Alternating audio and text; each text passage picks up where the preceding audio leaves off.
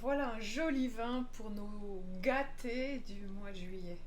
Je vous emmène dans le Languedoc. Vous savez que j'affectionne particulièrement cette région qui est une source quasi inépuisable de pépites, hein, si on veut bien se donner la peine de faire du tri.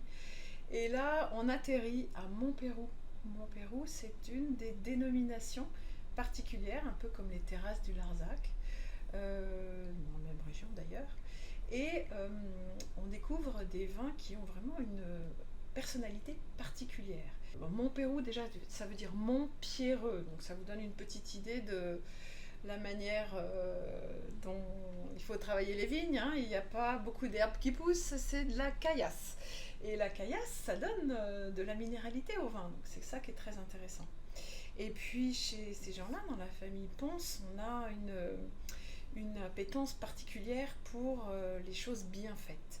Et ça, vous allez vous en rendre compte dès que vous allez déguster le vin.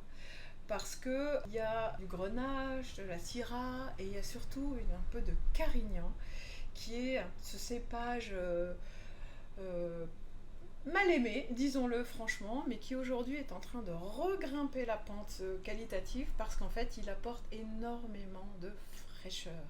C'est un de ces cépages autochtones précieux qui, si on serre un peu les rendements et qu'on l'empêche de trop produire, il va donner un équilibre au vin qui est absolument sublime.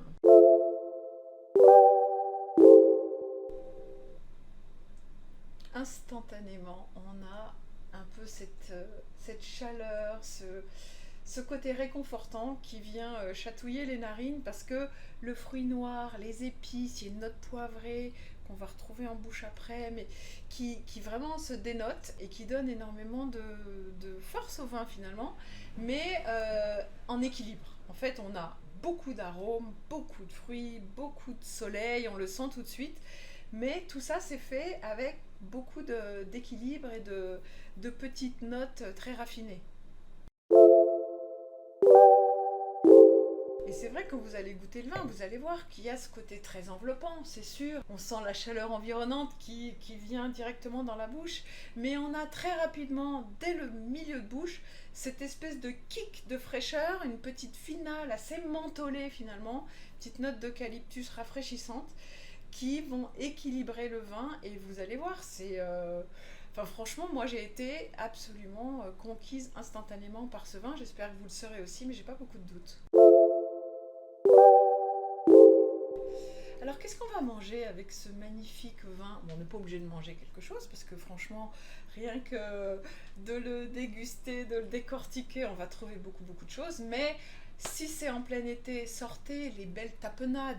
En fait, il y a presque de l'olive noire dedans. Faites une bonne tapenade un peu relevée, vous allez voir, ça va être superbe. Une tapenade qu'on peut utiliser comme base de vinaigrette aussi pour les salades, hein, bien sûr.